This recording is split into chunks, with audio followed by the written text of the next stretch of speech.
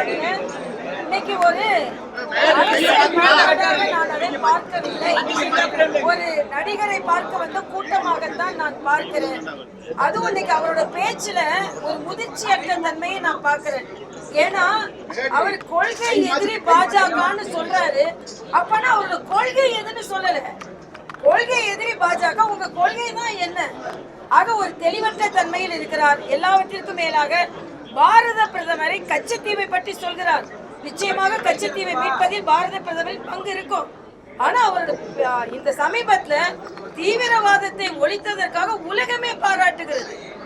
ஆக ஒரு பக்கமா நீங்க பேசக்கூடாது என்பதும், நீங்க இன்னைக்கு பாத்தீங்கன்னா ஒரு அரசியல் கூட்டம் மாதிரி இல்ல. அவரை பார்த்த உடனே கூட்டம் கலைய ஆரம்பித்து விட்டது. ஆக அவர் ஒரு அரசியல் கட்சி தலைவராக பார்க்காமல் இன்றும் ஒரு ஆக்டராக பார்க்கிறார்கள் என்பதுதான் எனது கருத்து.